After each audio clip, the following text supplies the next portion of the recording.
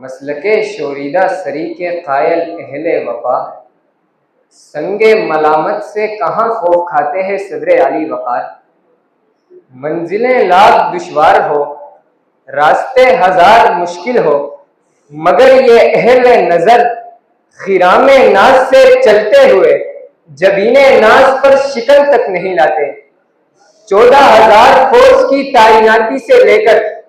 حقوق کے لیے نکلے لوگوں کی شناخت تک، مسخ کر دینے تک،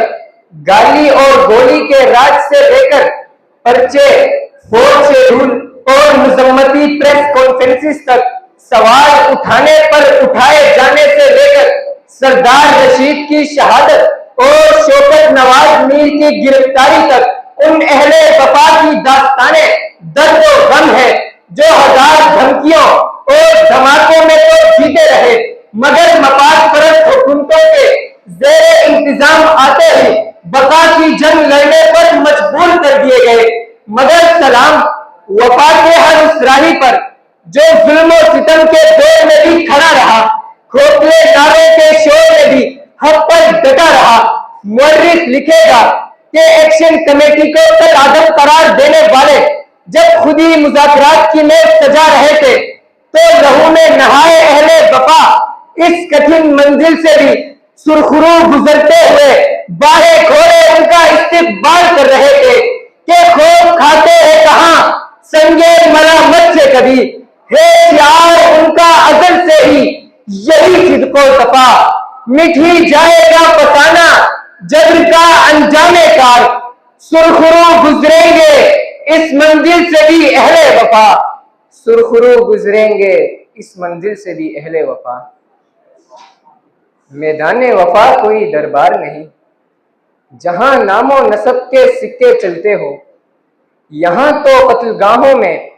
لہو کی تال پر رقص وصال کرتے آشفتہ سر ہی سرخرو ٹھہرتے ہیں۔ سو یہی وجہ ہے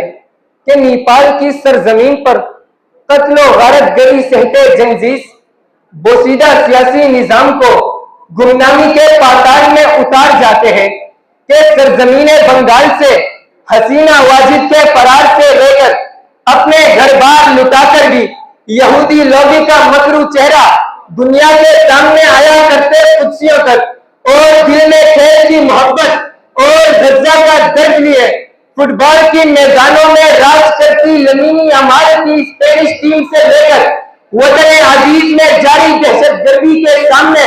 ڈٹے جانے دیتے پشتونوں بلوچ قبائل اور میرے وطن کے قبیلے جوانوں تک ہر گام دنیا اہل وفا کی سرخروئی کے مناظر دیکھتی ہے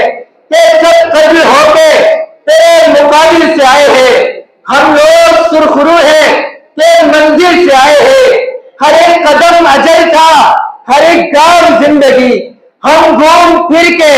کوچے قاتل سے آئے ہیں، ہم گھوم پھر کے کوچے قاتل سے آئے ہیں۔ شکریہ۔